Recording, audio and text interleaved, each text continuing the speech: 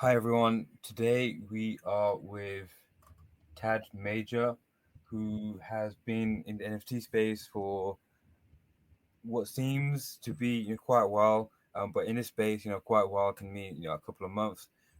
And what Tad has been kind of focusing on, and what we'll kind of talk about is animation and customization and how the interrelationship with NFTs and creative communities comes and forms.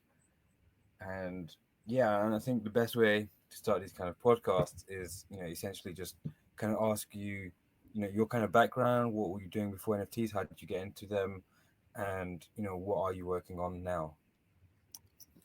Yeah, absolutely. Well, good morning. Thanks for having me.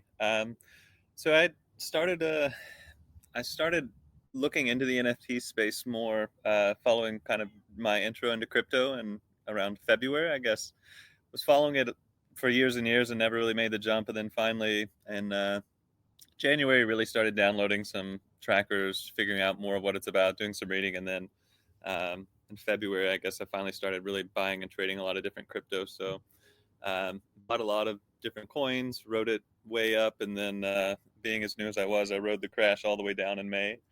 Um, so it's pretty disheartening. I kind of thought that maybe the space was too volatile for someone like me that was a little inexperienced with trading, and just the connections that you meet through the different crypto Twitter and setups that you have kind of exposed me to the growing world of NFTs. So then that became something that was very interesting to follow because it just seemed so novel and different.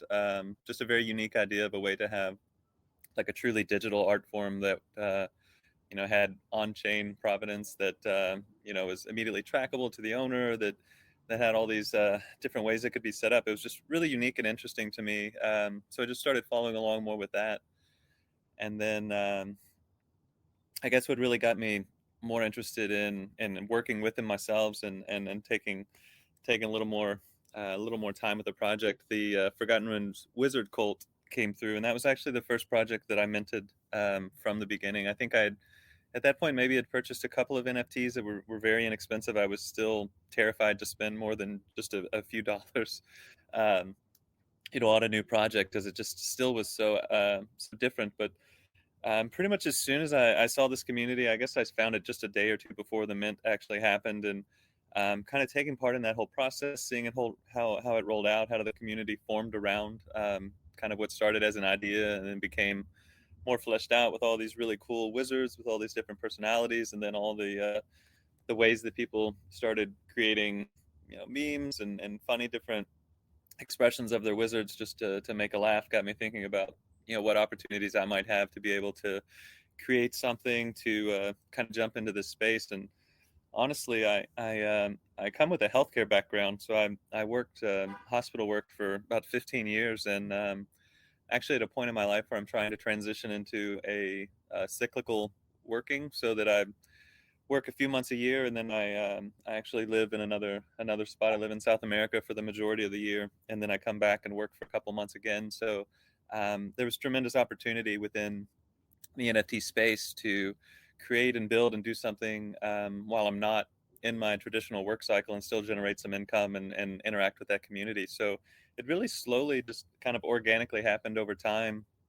Um, these if you haven't seen a Forgotten Ruins wizard, they're 8-bit pixelated, they're 50 pixel by 50 pixel art.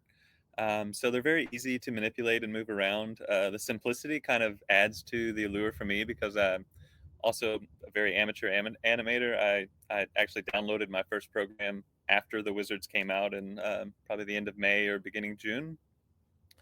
So having a piece that was really easy to modify and adjust allowed me to show a lot of creativity and do a lot of things without really having to have a ton of technical skills. I was very lucky in that I have a good close friend from my childhood who actually became a professional animator. So I had someone straight away that I could reach out to and get some advice, get some tips. Shared several different resources with me, a few links to some animation books and other things, just to kind of get me started, and let me bounce some of my ideas and early work off of him, and got some got some good tips on how to correct it and make it look a little bit more realistic. So it really just kind of built from that. I really loved my first wizard. He had a hummingbird and a glass of wine, and I wanted my friend to make the hummingbird drink out of the thing of wine and then get drunk and pass out. And I thought, man, I mean, that would be such a cool thing to see this, this little still piece of art come alive and move around and kind of tell that story that I'm thinking of as soon as I see this piece. So I reached out to him initially, was just kind of like, you know, how much would I need to pay you or one of your friends to do one of these? Because I know you know a lot of animators, and people are always looking for side gigs. And he just kept pushing back and telling me like, "Hey, Tad, like you can do this. This is super easy. You're already telling me you have the right program. I can show you how to do a few layers." He ended up making me about a 5-minute video tutorial, and just sent it over, and I just started working with that. Um, and then my first animation was just super basic. I didn't even really adjust anything, just kind of moved things around the frame, did just a little bit of action. But even that was enough that once I posted it and got it up on the forum, just the reaction that people had in the Discord server and on Twitter, and just kind of that positive feedback and reinforcement of creating something and having it appreciated, and feeling like something that you're making is getting a laugh, or making someone happy. It was very cool. It was a very unique experience for me. I've been, as I said, in healthcare and very science minded for, I mean, 15 years. So to kind of go back to being able to create something and just use my imagination and build whatever I want in this wizard world, it's been really, really cool for me. It's just kind of it's really made me engage a lot more with the community, because I get this feedback. I get people that are telling me cool things that they want to do or ways they want to animate the wizard. So I immediately really kind of like felt part of this family and kind of got pulled into that, that social, just that really cool like social club aspect of some of these NFTs, where the groups start to get really close over time. And then after, I don't know, after a couple of weeks, I'd done a couple of my own animations, and then some people started reaching out to me and asking me if I would do specific things for their wizards. And at first I was definitely on board, but I was a little bit hesitant, just because, as I said, I'm really starting as an amateur. So I was very upfront with people that, like, hey, I'm teaching myself as I go, but I'm happy to use your project to help learn. And initially was just kind of doing it on some donation basis. And um, after getting paid for just a couple of pieces, I realized, like, this is really cool, and I'm getting paid to learn, and the project's really fun. So I just kind of kept leaning into it, and just kind of kept growing out from there. So I'd say at this point, I've probably made about a dozen different 10 to 20 second shorts for the community. I've done some with up to 4 wizards. It was like a wizard summoning, 3 wizards summoned another wizard, and that was really cool and interactive. To the first time that I had used one NFT to interact with another.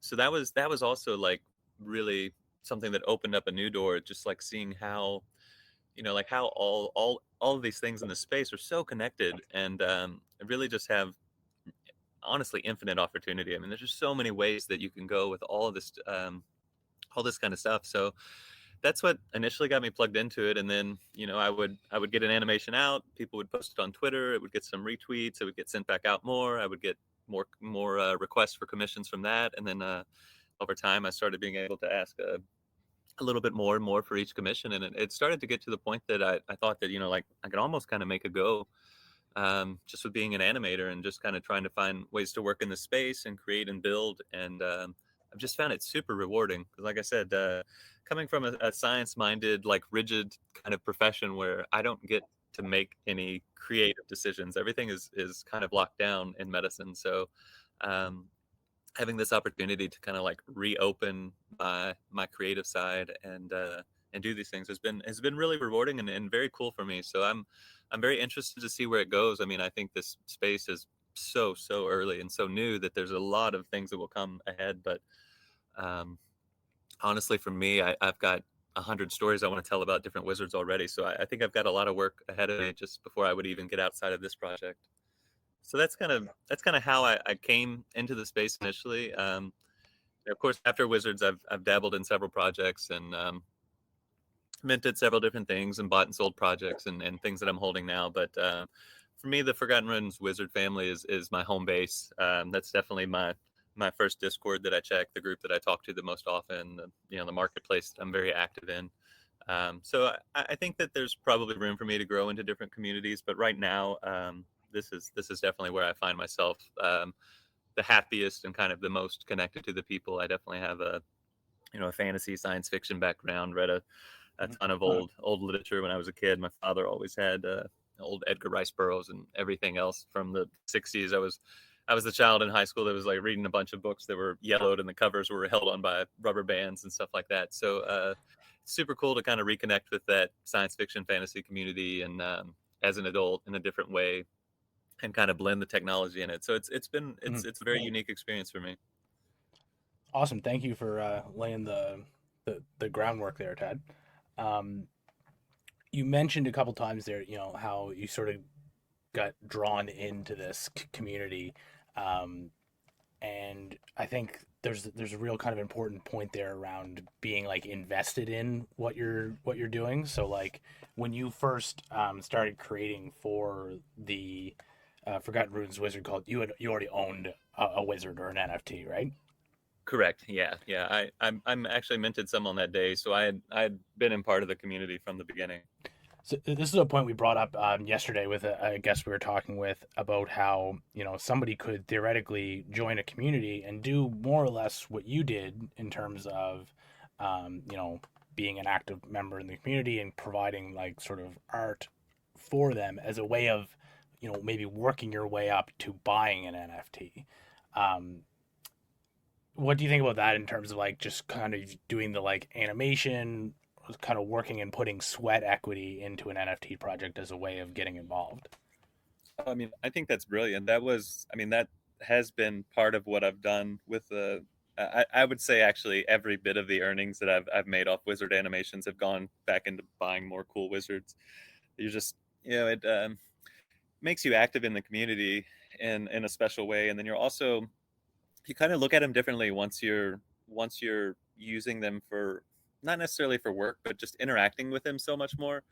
Um, I'm actually working on an animation just right now for a mushroom head wizard, and I mean, I've always liked them. I thought they were really cool, but I've never owned one myself. And after just doing the first few frames, I was immediately on the marketplace and looking around, and I put a few bids on them because it's like, oh, this is so cool. They've got so many stories to tell. It's so interesting. Like, I want to interact with this. Um, but back to your original question about what about like just doing the sweat equity and working your way into it. I mean, I think that's a wonderful way. And honestly, I started very, very small. I wasn't really willing to put a whole lot of initial investment into these types of projects because it's just something so brand new, and the the money that it would have taken to jump into the apes or something like that, for example, it just blew my mind. So I couldn't wrap my head around it. So the Wizards was a good entry for me in that their mint price was fairly low, and they actually didn't have a whole lot of rise in their floor price for the first couple of months. It oscillated up and down a little, so there were a lot of opportunities for entry. So as I would continue completing some of these different animations, often I was getting paid almost half of what maybe one of those wizards would cost. So I was able over time to do several animations, and I found myself always rolling my profits right back into more wizards. So I definitely think that is a cool aspect of it, being able to jump in and work a lot with just kind of being creative within the community. I feel like it does open up some opportunities to grow more into that space, or even purchase your first NFT within that collection just by doing the sweat equity. And that's, I mean, it's a really cool thing to do different derivatives like this. I definitely have done meme contests or different things for other projects that I've utilized their material and been able to win a free NFT from that collection or different things just by doing something creative for that organization. So I think there's a lot of cool opportunity for that because all of these things help with promotion and get the word out, and it's something easily shareable. So I think it's nice for those communities also to have this sort of art out there. For me, it just represents such a great like sort of win-win or like positive sum game, right? Like you're adding value to the project, your client's happy, and you're getting paid.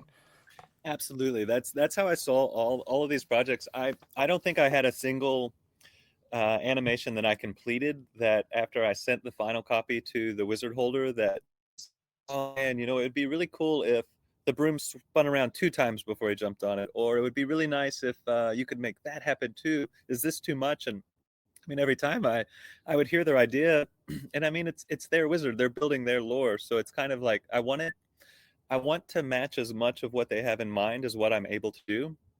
But then also, every single time I would look at it and I would hear what they'd said, and I was like, oh man, that's going to be so cool. Like that really ties it all together. Like that really makes it so much more of a complete picture. So, um, honestly, like just working within these communities, they have so many ideas of what they want to do. It's really just fun to bring these things to life.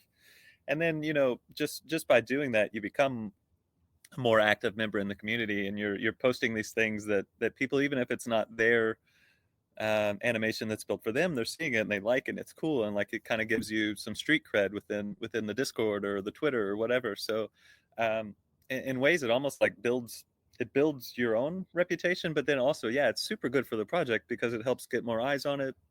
Helps kind of like spread and advertise a little bit about what the wizards are doing, what kind of things are happening. So yeah, it's interesting to be in this position because I do feel like all the work I do kind of value adds maybe to that specific piece, but also the project as a whole. So it is, in my mind, kind of beneficial even to myself. But yeah, it's an interesting way to be able to create. Yeah, and I mean, we're kind of noticing it in other kind of projects, where like successful projects like the Bored Apes Club, they have like specific people that are working on customization. So I mean, do you think it's going to be like a is it going to be like a common feature amongst many crypto projects where you have like customization, or you have an internal community that's been fostered, and then people are putting their own time into working with animating or doing other things? I mean, I would hope so. I think there's so many ways that you can go with different projects in the NFT space. I mean, just the art itself is really interesting and engaging, but especially for some of these groups that are, I mean, it's almost a social club. You're buying an NFT to be part of this group that's doing this cool thing, and you want to participate. So um, it's very cool to hold the base token, but I think there's a lot of value to doing derivative artwork, and just kind of really makes you feel a lot more about whatever piece that you have. Helps you understand it a lot better. I don't know. It's like I my primary wizard. I'll never get rid of him. He was the first animation I ever made. Like I have all this lore in my head for like how he got to where he is and what he's doing in this world and what he's going to do going forward. And it's cool to think that I could make small animated shorts or just commission different pieces with really cool backgrounds to show him in different situations to help tell that story. I do think the Forgotten Ruins wizards are very they're very interesting in the way that they've positioned themselves to almost be such a lore building group. A lot of their characteristics are about the stories that we will tell and how those are rolled out. So I think the core of this has kind of that built into its mission, whereas maybe some of these other projects are not.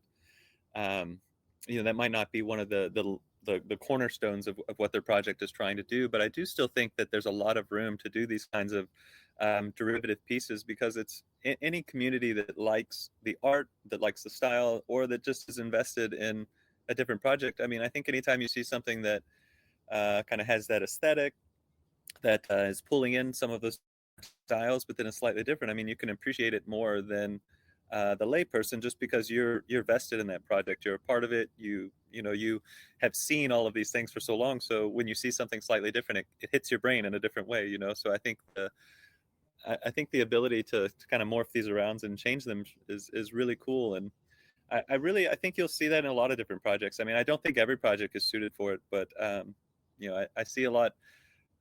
Who's one? Oh, Kid Eight, the devols that he's dropped. He's Yeah. got so many people in his different Discord that are just constantly doing derivative works, and some of them honestly look cooler than the originals. And it's just really cool to see different communities like that are just kind of like constantly like challenging their group to do something with their art and to build on that, and that the actual ownership of the piece isn't the final step, but that's just kind of like the show of interest in this project together, and then like, hey, let's build. Stuff like that. definitely prefer ones with active communities that are like constantly throwing out new derivative pieces. It shows me a lot more about, how much the community cares about the project and how much interest they have, versus people that are just always shouting about the floor and trying to sell and just worried about, like, what's the new utility? Like, well, sometimes the utility is the community and is the just the interactions that we have and the fun we're able to have while we're in this space. You mentioned earlier there around how you're primarily working, you know, with the Forgotten Runes Wizard cult, but is there a couple other projects that you could mention that you have worked with? Yeah, yeah, definitely. I got connected really early on with a project called Los Samos. I think the artist is he's European, either France or Spain, but just really cool hand drawn, unique pieces. They were just interesting to me. I guess I honestly I think it was the only time I've ever actually won a Twitter giveaway from like a new opening project, and that was my intro to seeing it. Um, but then after kind of like getting in the Discord and talking to the creator and seeing some of his art, I just really liked it and it resonated with me. So I've done some different work just for some of his contests, just some different meme things that I put together. We spoke briefly about potentially doing some small animations with some of his pieces, but honestly, I've been so engaged with the wizard community, I haven't really found a lot of time to branch out. But that's something that I'll probably look into in the future. But it's a pretty cool project. I've really enjoyed how it's rolling out. It's got a very large roadmap that's going to roll out several connected projects. So I'm curious to see kind of how it all goes. It's a little unique for the space. It's moving a little bit slow, which I think has kind of lost our momentum. So it's interesting how quickly this space moves and how quickly people can move on to different projects if there's not enough happening to them all the time. So I'm hopeful as some new things happen, people will kind of get drawn back to it. For me, it was just really engaging art. So kind of in the same way, it was fun to play with some derivatives and make some different gifs and memes and things like that, just to kind of use and share this different kind of art. And I don't know, it just, like I was saying earlier, just it's fun to be creative. I think as we become adults, if you're not in a work environment where you get to do something creative, like, we just kill that part of our brain. So anything you could do to jump back into it, I really think it's just been fascinating to see, even just the change on me. I'm constantly thinking about new things that I could do, new ways that I could work something into a project. So I definitely evaluate projects very differently now too, thinking about like, how could I modify something, or considering like, how did the artist create this, or what kind of things went into it. I care a lot more about the process than just the final piece now.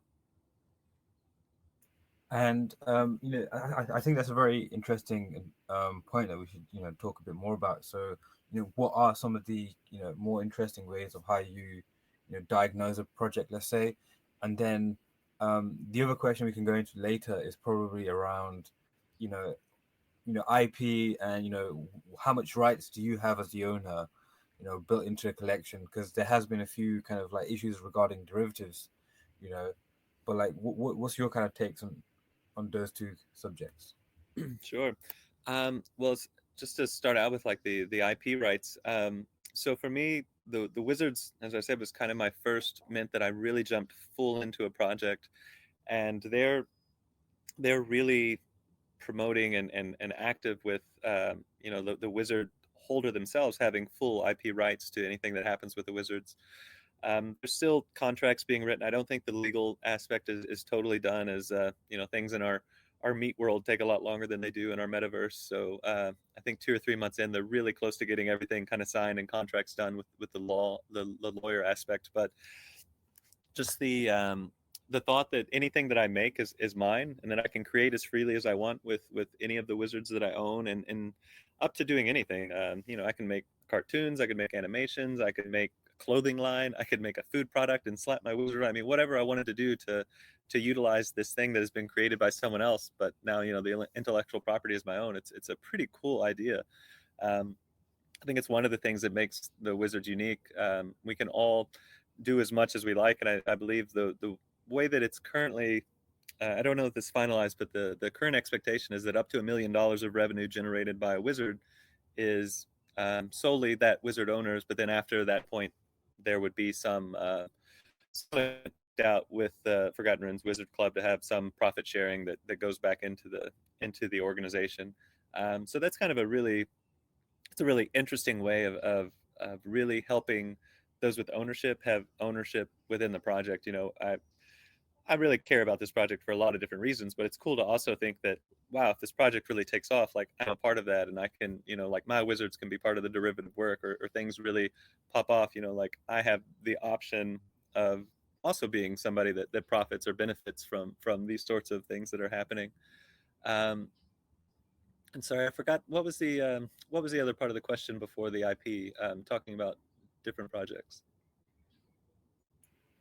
Yeah, so you basically said your view of how you kind of diagnose and assess projects has changed. I just want to expand on that slightly. Yeah, absolutely.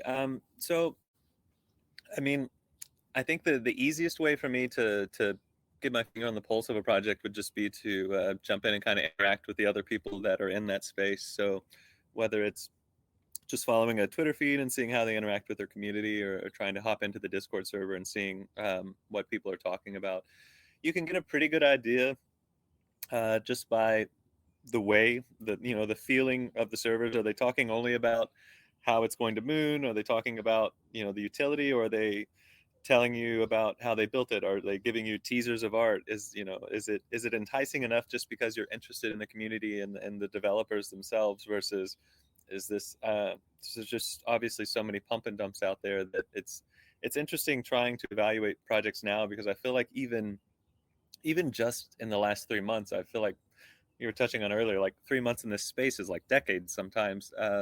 To think about how few projects there were, or how few projects hit my radar then versus now, it's hard to filter out some of the noise from some of the projects that really have solid backing. So for me, it has definitely helped to be more involved in the community, and kind of like knowing several of the big players that not only are big within the NFT space because maybe they bought and sold a lot of NFTs, but are big in the NFT space because they're innovators, or because they're doing something that's new and unique, or they're utilizing the blockchain in a way that's just totally revolutionary. So when I'm able to see some of these people that I really respect their opinion, or commenting on different projects in a way that's positive, I can feel a lot better about joining into the community myself. Not having a huge programming background, I did some programming back in high school. I mean, I have basic understanding of how it's built, although I haven't kept up with any of the coding language going forward. It's cool to be able to feel like I can see how projects are built out. I can see the way that they're built. Was it a lazy smart contract? Are they, what kind of tokens are they? Will they allow for any different kinds of interesting utility down the road, or was it just done in a very simple, straightforward way? Did they use the basic OpenSea minting contract, or did they make their own? It's So there's a lot of different factors that play into it, and honestly, I still think like half the time I know about 50%, and then you're kind of trying to make a guess about whether the quality is going to be there on the other side. So it's really it's difficult. The space is very difficult, and I think the best thing is just getting connected to other people within the space whose opinions you trust. The Wizards has been awesome for that, just because it's a very active community, but also just the way these developers created all of this stuff was so thoughtful. They're doing things with the blockchain that I have not found in a lot of other projects. You can actually rebuild completely the wizard just off of the blockchain, not off of other things, but all the data is stored totally there. So you can utilize the contract, your wizard data, and generate it another time. So um, that along with a lot of other things, just we're so ahead of the way other people were doing things.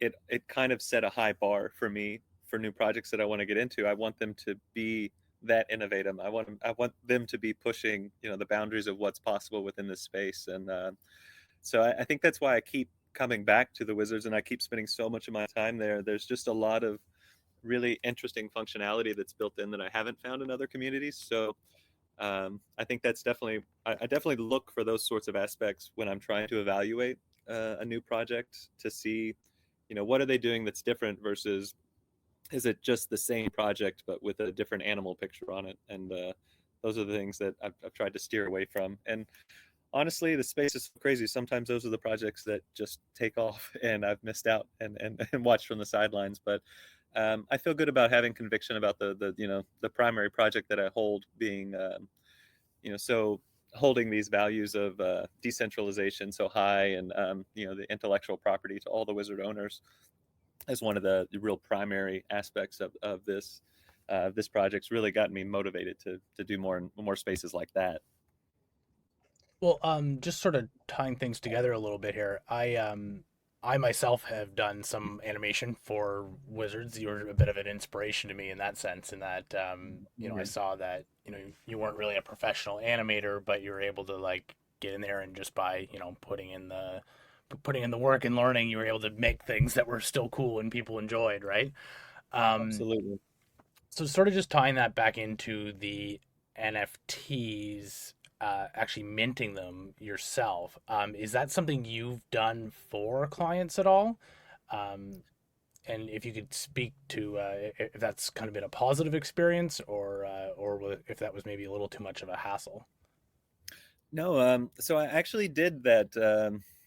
I probably had done four or five, and I had a request for a commission. It was really cool, and then the guy also requested that I make it into an NFT. And I wasn't sure how the whole process would go, being my first time, and not, like I said, not being that proficient with the coding side of it. But I reached out to Dota, the head of the Wizards, just to ask permission. I assumed it was fine because, again, of the shared IP rights. But Mhm. yeah, immediately he was like, "Oh, absolutely, you can do whatever you like." And I asked him about um, contract things, or if I needed to build my own contract, and he kind of tipped me off that with especially with one-off works, since I'm not making any batches of things, I'm just creating a singular piece for one person. You can actually mint one NFT through the OpenSea contract, and there's no charge to the creator. So it was actually a lot easier to set up than I thought. And I will say the first time that I took one of my animations and minted it into an NFT, and then I was able just to set up a private sale on OpenSea to transfer it to the person that way before they were charging fees for private sales. Um, that was such a cool experience that not only did I create this art that was a file that I sent to someone and they like it and it's cool, but now I've actually minted that piece of art into an NFT, and it has permanency, and it has storage in a much different way. And that moment was super cool for me. To it was something that I kind of, from the first time I was making animations, I'd be like, oh, it'd be so cool if I could make something that that people would like, that people would buy. And so that the just the thought of having created that, and it having that permanency of the blockchain was it was really cool for me. And it's still something that's very special to feel like there's some permanence to a piece of creativity that you've shared with the world. So after that first one, and after I saw how easy it was, I actually backlogged all my previous works that I had done. I minted all of those for my previous commissions, and then I just shared them with them freely, just so they could have that piece.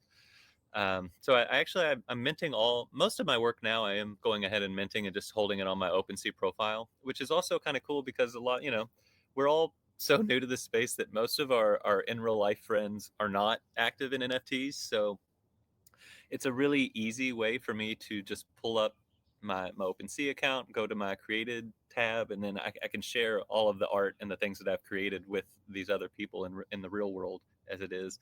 So that's been pretty cool. It definitely feels a lot more like I'm actually an animator and an artist now, because I have a platform. I have a site that holds all of my prior works that I can demonstrate and show to people what I do.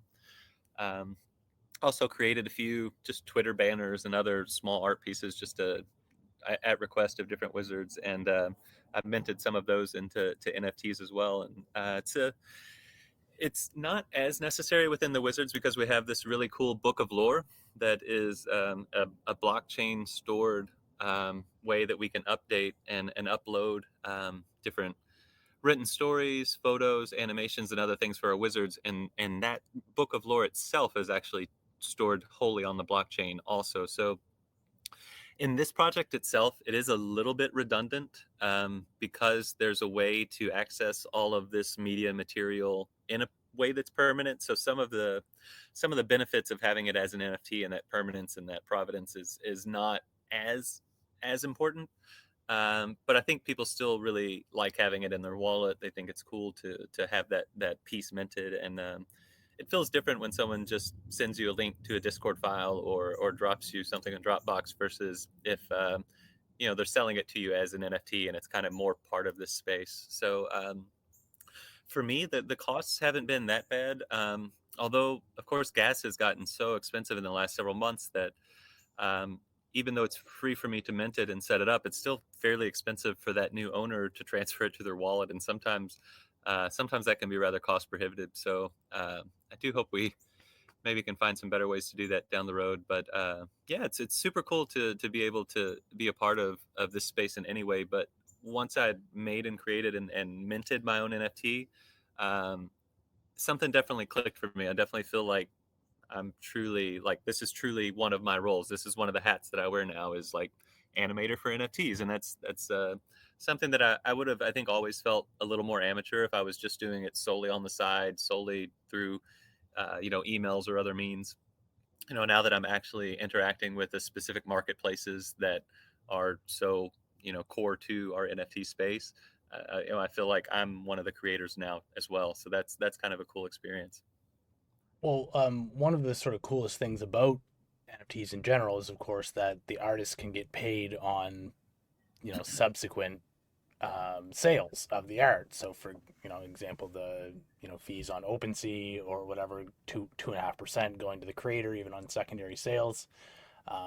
There's no reason why that shouldn't be the case for people making derivative or secondary market art as well, right? So that's it's interesting to see. Have you had any secondary sales? I know it's pretty early. Yeah, no, I have not because and I think they'll be very rare if I do. I do have royalties set up, and that was such a cool thing to think like, oh, like I could just somehow receive funds again for this piece that I've created, and that's really unique. But so much of the style of my animation is it's specific for that singular wizard owner. Mhm. And because these people are searching me out to commission a piece for this wizard that's special to them, those are their those are their wizards that they're gonna hold forever. Those are their primaries that they're not really looking to sell or trade. So I'm creating a lot of lore for people's um, almost personas at this point, which is super cool, and it's really engaging, and I can tell how much they care about it. But I just really don't see a lot of those people also being willing to resell that wizard and that piece. So I think I'm probably at least on the some of the commissions I've done already. I'm unlikely to see much from that secondary resale market.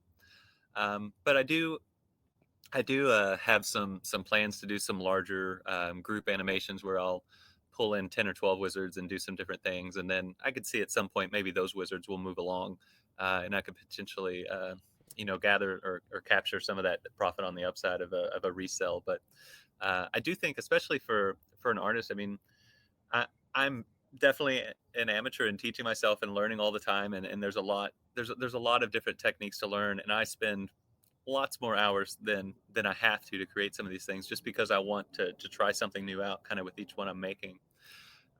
So the thought that those hours could be compensated, even better, or down the road that I could potentially build up enough of an empire with, say I get hundreds of animations and I start to have some that are being resold every few weeks, that would it would just be a really interesting way to be able to generate some passive income and some revenue, and honestly allow me to focus on creating more art if I could have less time that I have to do some of the other things.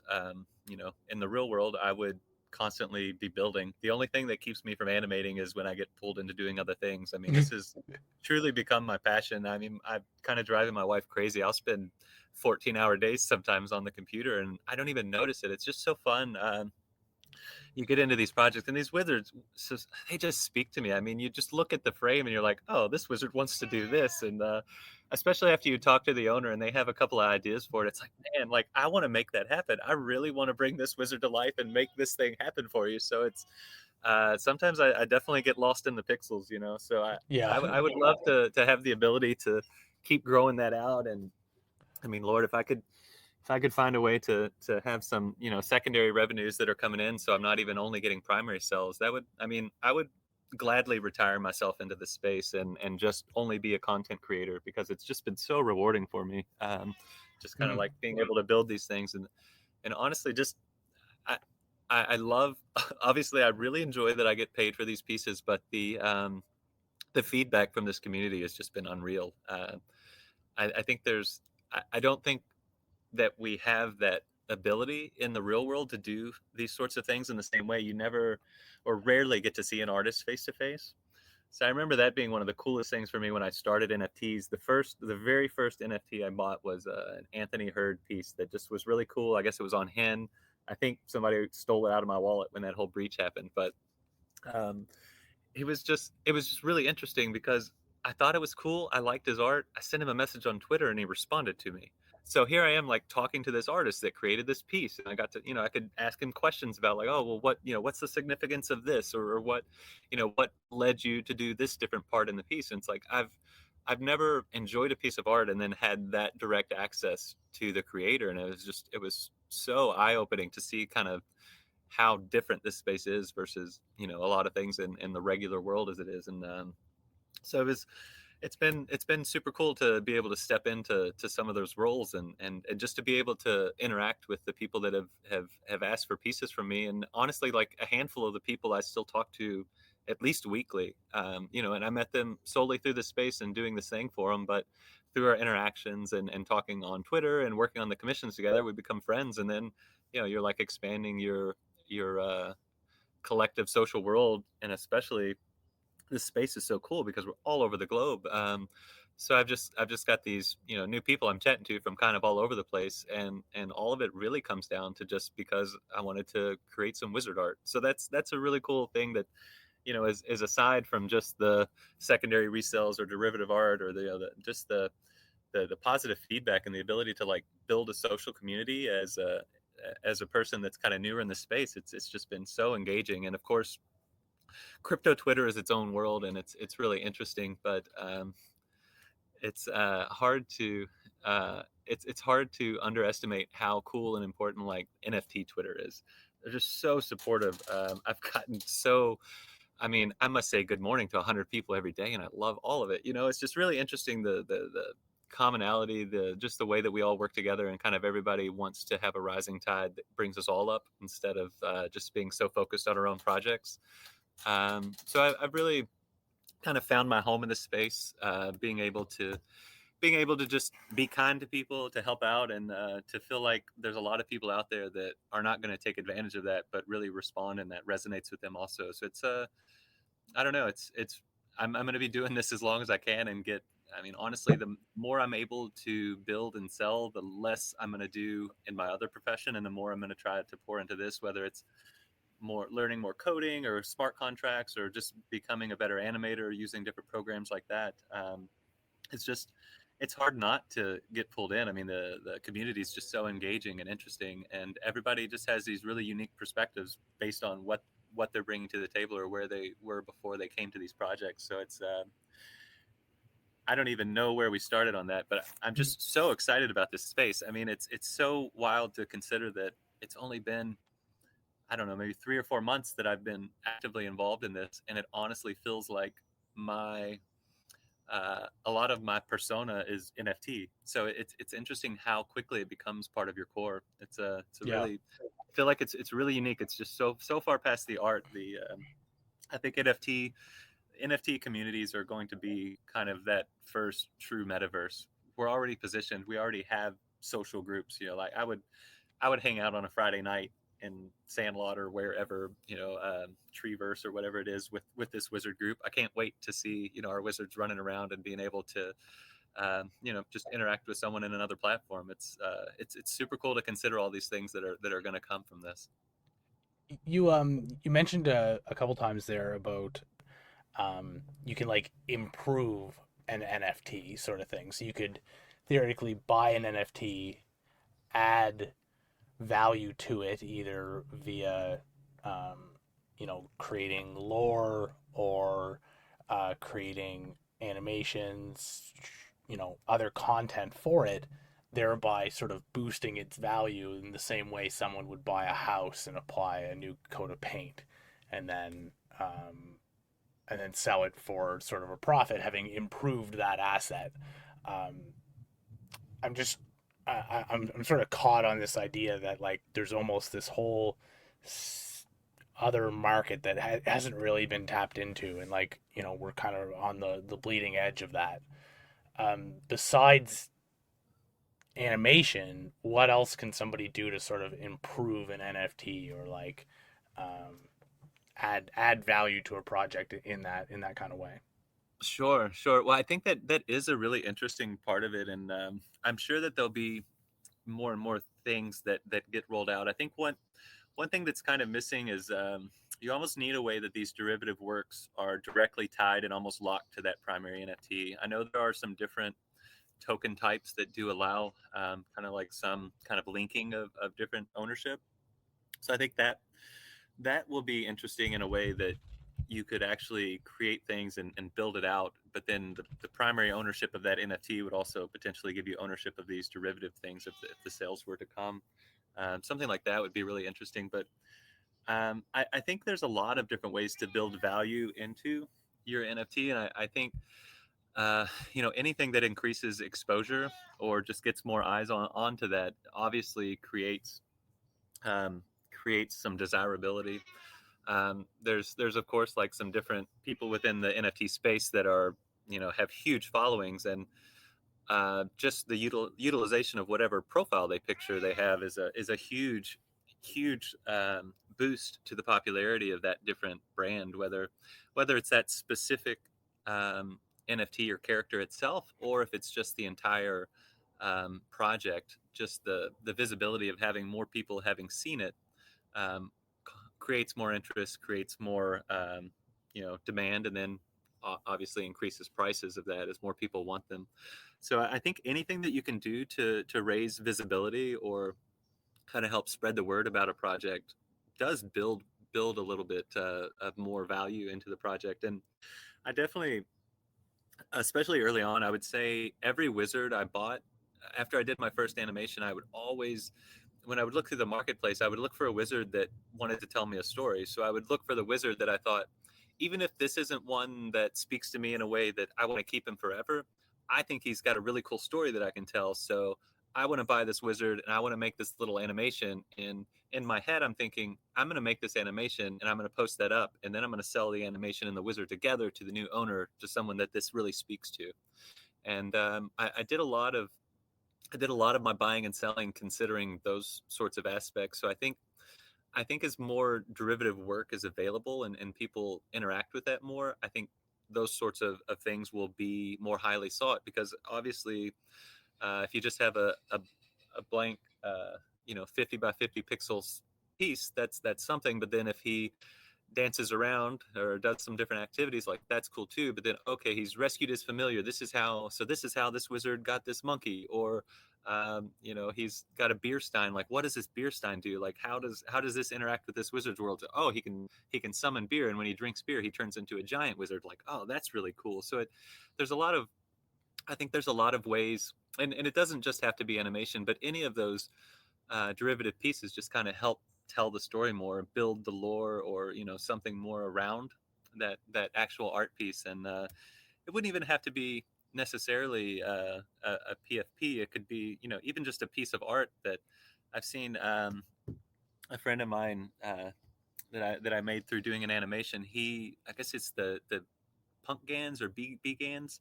He's been doing a lot of cool things where I've noticed he does these mashups with multiple different pictures, and somehow he generates this really cool art. And honestly, like, I'm considering getting one just because I really like what he does with it. I think that for me the project kind of flew under my radar. I didn't really follow it much, but after seeing some of the pieces he's created with it, like, I'm pretty interested in getting one myself, just because I want him to make me a piece. So it's I definitely think that creating more of these derivative forms, it's almost just like an extra entry point for people. Like, maybe the project itself is interesting, but they're not totally sold. But once they see some of the things you can do with it, you're like, oh, okay, well, and not necessarily utility, but there's more to the story. There's more to be done with this. It's not a finished piece. Like it kind of creates a feeling like this is a project that is continuing to grow, that's going to continue to change and morph and become something more that is enticing. It's not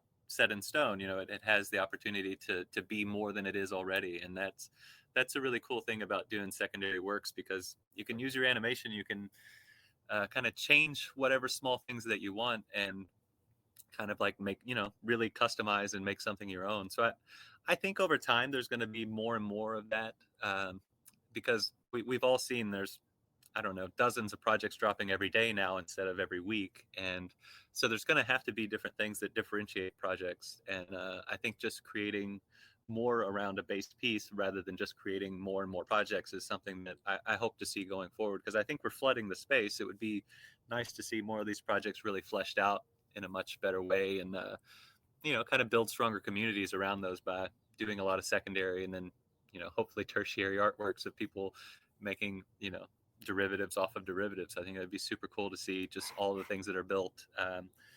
Sorry, I keep going back to Wizards because they're my fam, but the the way that the Book of Lore allows people to tell their stories has gotten a lot of people to put their story out there. So now the rest of us can read it. And I think that what really is going to be cool is when we start blending these stories together, and we're going to start pulling roles of one wizard, and we're going to bring our wizard into it, and then they're going to have interaction, and it's just going to create this really interconnected community where all of these people are more than just their individual parts, and that sort of community building is going to be really cool as more and more people do things outside of just that initial purchase, and really kind of like create more with their NFT. Yeah, and I think Forgotten Ruins is a very, very good example. We've had them on the cast, and I think one line of inquiry that that's very interesting to me and Pat is like essentially commissioning derivative works, or like having or creating your own kind of metaverse just through like open sourcing your lore in a sense. Do you think that's the way to go for these projects in the future, or do you think that only the creators should control it, or I mean, what kind of conflicts are there as well? There's a lot of questions to be around that subject. Sure, you definitely putting it into the hands of the community to grow from there, definitely, I guess, has some extra risk, because the project could go in a direction that you didn't necessarily intend for it to. But some of that, I think developers need to create their world and set things up, and then honestly, it's the owners of that project that are going to determine the final utility, the final like growth or opportunities within that. I think that's what's so interesting. I mean, the developers have a large role to play, but I really think the communities are the ones that are going to be the builders, and can really do the most. I think, for at least in my opinion, for communities that are the most engaging and the most interesting for me to be involved in, I like to see ones that have active community members that are building a lot of things, whether it's through different giveaways, contests, whatever, or just because they like it so much that they want to interact with it. I think that's when you can really see a winning project, when people are just making all of these different derivative art forms about it just because they like interacting with the space. I'd say there's probably room for both types of communities, where maybe some are more developer driven and some people just want to be a part of that community. It seems like groups like the Bored Apes or Cool Cats or something have a really strong dev team that are kind of like, this is what we're doing, and they're leading their group through that. And it's more of, do you want to get along for the ride with us? If you're interested in what we're doing and you're supportive of what we're doing, then jump on board. Whereas a project like the Wizards is a lot more of like, hey, this is the world that we've built, and this is how we see it going. Like, how do you guys want to build it, and what are you going to do in this space? I think there's room for both of those types of projects, and I think both of them obviously can be very successful. But for me, long term, I think those that give more ownership back to the community are the ones that are going to end up being the most unique and interesting down the road, because you're it's amazing how many people have so much creativity to bring. And if you've got a development team of a dozen, great, you're getting 12 people's views. But if you have a project of 10,000, or granted, not 10,000 owners usually, 2,000 people that are all kind of dumping their thoughts, their lore, their different arts into the space, it's just so much more. And it for me, just watching the Wizards organically grow into different ways, and kind of formations of different cliques within the group based on the Wizards that they own, or different things that people care about, or it's really been interesting to watch it grow, like I said, very organically, and not pushed in a way that was kind of predetermined, which I feel like has just made the Wizards such a cool family, because everyone finds different pieces of it that resonate with them, and every now and then somebody pops into the server, and they're like they're the new flavor of the week, and they're like, okay, I'm a new wizard, I've jumped in. And then, like, you see the way that they start to interact with the space, and how it shifts the way that our family interacts. And it's really cool to watch, like, all the new energy and excitement come in, and then that excites new people, or maybe it excites an older person that hasn't been that active recently, and then they start doing stuff again. So it's I think for me personally, it's just so exciting to see, like, when you get hundreds of creative minds together, like, what are we even going to do? Like, the possibilities are so limitless. Whereas if you have something that's so developer led, it's interesting and it's really cool, and like they can deliver on a lot of promises. And I think there's some things you need obviously a strong developer core for, but the strength of the community is really going to, for me, show me the success of the project. Obviously, the community is unlikely to be able to build out like a metaverse space, but they're going to be the ones that truly populate it with like enough media that it's worth actually exploring. So I think the success of a project is really dependent on the community, at least for ones that I would follow. And I know that there's strong developer projects that do just fine, but for me, I really, I mean, the interaction of the Wizards is what's drawn me in so much.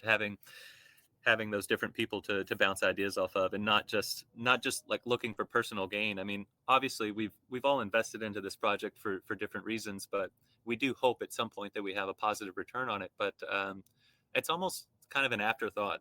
When the project's so good, you almost aren't worried about that secondary aspect of it. You're kind of just, you just get pulled into wanting to interact with your family and make a lot of art. So that's Well, been a cool thing. I was gonna say, just like a job where you're making a salary, if you're invested in the work you're doing, you're not going. It's going to be a completely different scenario versus if you're just there for the money.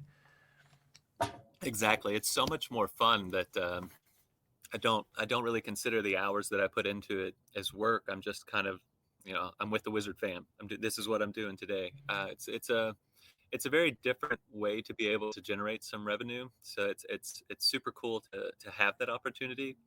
And I mean, because I'm so involved with the project, I've really had my finger on the pulse of a lot of things, and obviously that helps you with the marketplace side, because I'm very familiar with traits and rarity and things like that for this specific project that's honestly pretty complicated for newcomers. So I feel like it's given me quite an edge to be able to grab some really good deals and make a couple easy flips, like bring new people in. But then, I don't always try to get the most. I've definitely cut several people breaks, especially if they're people that I've met within the Discord server. I'm happy to give a discount on a wizard just to kind of like share the love. It's like, hey, I got a really good deal on this. I'll pass it on to you. I just want to make a little bit, no big deal.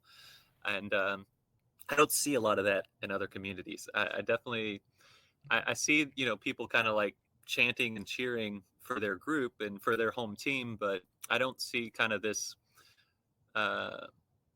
almost, people are okay with losing a little if it means that the project as a whole gains. And that's something that I feel is going to be so long-term strong for this type of community, because and I'm just one person. I'm not saying that like everyone is following my thoughts on this. There's plenty of people that are on the other side, but it's cool to see kind of how that plays out. Even some of us that have bought and sold several wizards are, we still chat about sales or do different things, and it's still like part of that community. And we're still, it's not just, I don't know. It's never just been all about the money for me. And that's just so different for the way I would consider most other projects. I mean, I have a couple of very lower end art block pieces, and I love them. I think they're really interesting. I think it's very cool that the way that they're generated. I think the art itself is very engaging, but I feel nothing towards them the way that I feel towards this wizard community, and just like the opportunity that ownership of these give me versus ownership of an Inspiral. Yeah. So I think I don't know. It's just a really, really unique space. It's super cool. There's a lot of different facets at work, but for me, just the ones that have those strongest communities, I think they're the ones that are going to stand the test of time, because you just have to have active groups that are utilizing it, or your creativity starts to putter out. You mentioned a couple things there. One, the sort of rarity traits and everything like that, and sort of figuring all that out, as well as the fact that it's better if um, something's more like community driven versus like developer driven. One thing we've talked about a couple times on here is the idea of the developers sort of creating the sort of seed for the project, and having that good seed goes a long way to like creating like the framework of the community. So, have you seen any other projects where there's like a promising sort of seed, so to speak, where they've led, um, you know, given either like a sort of game to figure out or something like that for the community? The only other one that comes to mind for myself is there's a derivative, the pixel cats, the 24 pixel cats, and then they came out with apes, 24 pixel apes, and they had like a hidden game basically in the project that people didn't figure out until like 3 weeks after the mint was finished. That there was like a way to decode something in the contract, and like when people figured out, there's like this huge burst of activity again, and like a community that was sort of kind of dying or whatever had new Yeah. life as people are discovering these sort of hidden gems and everything. So I Well, guess that like is the bigger that's question super I'm cool. getting at there is like, are you seeing anybody else like either create these kind of games or these sort of like seed communities, so to speak? Uh, I can't say that I've really found one that would match up with that too well. I hear what you're saying. I do think that's such a big part of it, and I do think that Elf and Dota really had such a vision in place when they did this Wizards, and I feel like it's just been such a different project because they're not in a hurry. I feel like things move so quickly in this space, and people's attention spans can be very small and short, that a lot of projects feel like they need to continue doing things every week just to keep people engaged and keep things going. And so everybody is promising a game, and everyone is promising a metaverse, and everyone is promising these different things, but I haven't seen a lot of things built out in it. So I think those, kind of like you were saying, developers building these things early on, and kind of having that seed where they have, this is what I'm offering to the community, this is what this project is, and we're really interested to see where you take the seed and what you build from it. And I feel like that's a lot of what Wizards are. I mean, there's still plenty of constraints from the development team, but the way that this is going to develop is solely based on the way that the community chooses to interact with this project. And honestly, I have not found a lot of other projects that resonated with me in that way. I must admit, honestly, I've gotten pulled so much into the wizard space that I'm not deep diving into a lot of the new projects that come out, and I've kind of kept myself fairly busy just with this one project. So I would love to see more like it. Although honestly, I don't know that I would have the ability to like fully engage with more than maybe a second project. But if something's set up the best way like that, and is so interactive, and you have almost full ability to customize and build out, like I really only need to do that in one place.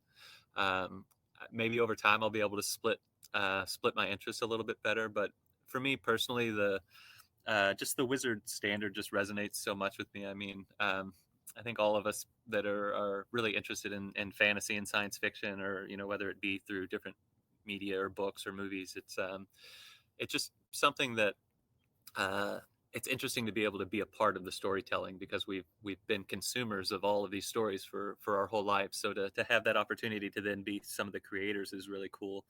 I'm sure there's other groups that are doing things like that. The only one that's kind of come across my radar, I know, I go back to Kid 8. I know he does a lot of, he's super interactive with his community and likes to get the community to do a lot of different things. A lot of derivative art pieces come out of that honestly sometimes look cooler than the originals. So it's interesting to see different ways that projects build those things in. But honestly, the several big community projects that I've interacted with, I've kind of been let down. I feel like the community is a lot more about hype and floor price, and just worried about the momentum and not really worried about what the core mission of that project is. Like, what are you really trying to build? What story are you trying to tell? Or are you just trying to increase the value of your piece to resell it? So I think those are definitely things to balance with any new project. Yeah, there's quite a lot to take in. And I mean, I only have like one or two, more questions like on that, I prepared.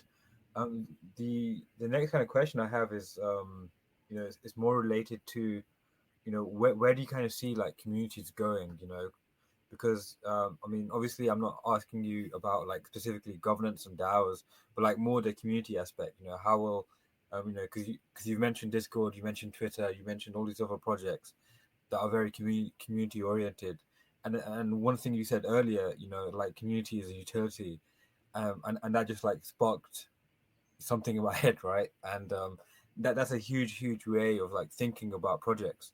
So like, and what I'm kind of seeing now as well is like projects have like evolved in the sense where they have a community DAO, they have a a treasury, for instance, and they're giving back more and more to the community. Like, what's your kind of biases and what's your kind of opinions in regards to what's next in that kind of evolution?